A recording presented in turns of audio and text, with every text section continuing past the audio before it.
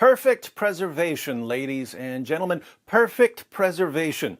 That's what our Muslim friends have been telling us for decades. Perfect preservation, right down to the letter, from the time it was revealed to Muhammad. Seeking evidence for this claim, we opened their most trusted sources, and we read about entire chapters of the Quran being lost forever, large passages being lost forever, verses being eaten by a sheep, lost forever. How did our Muslim friends respond when we showed them that their own sources repeatedly declare that the Quran was changed over and over and over? They said, perfect preservation right down to the letter. Hatun Tash and Jay Smith went to Speaker's Corner with 26 different Arabic Qurans. Not 26 different translations, 26 different Arabic Qurans. How did our Muslim friends respond? Perfect preservation right down to the letter. Non-Muslims are publishing entire books filled with Quran variants. How do our Muslim friends respond? Perfect preservation right down to the letter.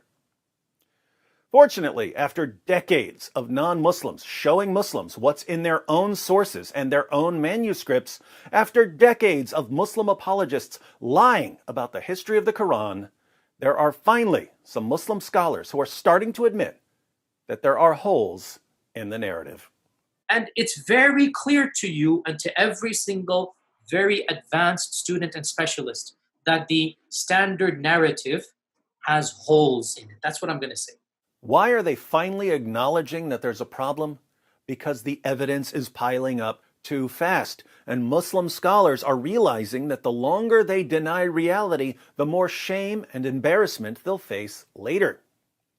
Now, the new problem we face is that even as Muslim scholars are finally acknowledging that there are holes in the narrative, Muslims are reinterpreting the words of their own scholars, insisting that what their scholars really mean is that there are simply different ways to pronounce certain words in the Quran. This is sheer nonsense. Sheikh Yasser Qadhi would not be in full panic mode over some pronunciation differences. Muhammad Hijab wouldn't have needed to delete an entire section of an interview if all Sheikh Yasser Qadhi had meant was that there are different possible pronunciations of the same word. But let's focus on Dr. Shabir Ali, who has recently admitted that there are different Qurans in different parts of the world. Today, most Muslims read the Quran in a text that is referred to as the Egyptian edition of 1924. That's how scholars refer to it. Most Muslims may not have realized that this is the designation for that manuscript, for that text. To Muslims in general, this is just simply the Quran. But this is not the only text of the Quran that is read throughout the world. He's also admitted that there are differences in Quran manuscripts.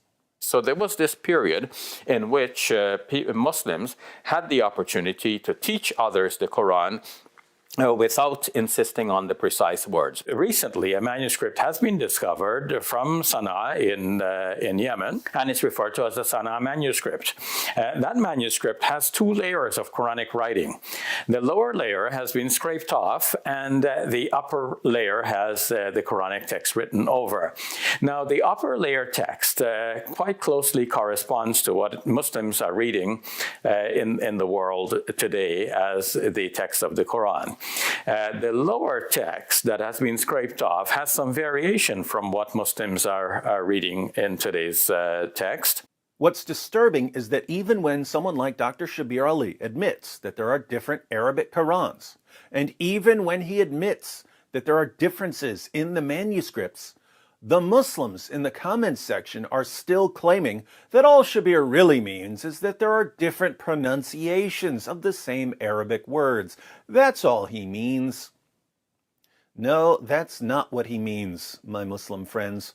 Feel free to contact him and ask him. Send a message to Dr. Shabir Ali and ask, Shabir, when you say that there are differences in the manuscripts, do you only mean that there are different pronunciations of the same Arabic words? Shabir is going to give you an education, because Shabir knows what non-Muslim scholars are finding when they go through manuscripts of the Quran. They're finding missing words, added words, changed words, words moved around, words written over, words erased. It's a giant mess. As an example, yesterday, Dr. Dan Brubaker, a textual critic of Quran manuscripts, posted a video where he shows a single page of a Quran manuscript. He shows that there are no less than 11 textual variants and corrections on that one page. And these aren't simply different pronunciations of the same Arabic word. Let me give you one example of what he means from the video.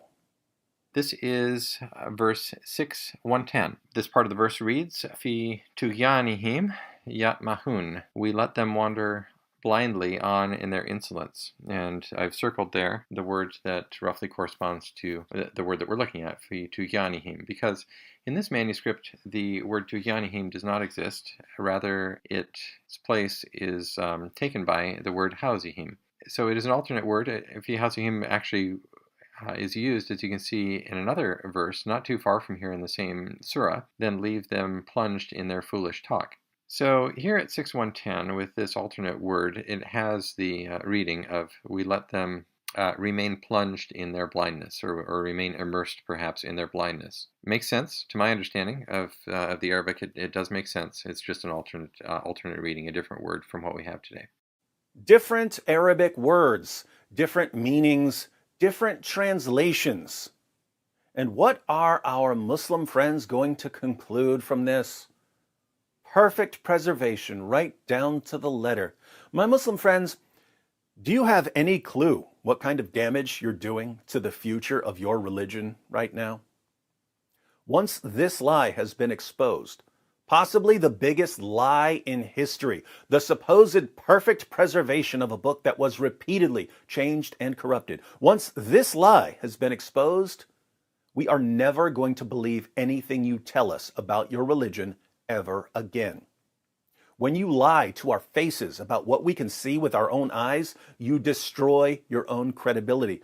When your own sources say that entire chapters of the Quran were lost, and that large passages were lost, and that countless verses were lost, and you say, perfect preservation right down to the letter, it becomes impossible to believe you.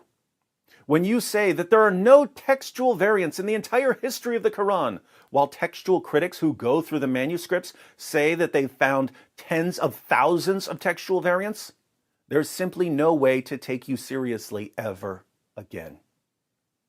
This is so fun to watch.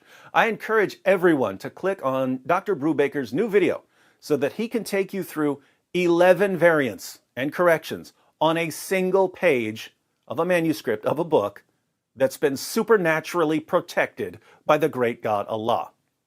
I think we can all agree that if a book has all the features of a book that's been changed and corrupted, even though it's been perfectly preserved, it must indeed be a miracle.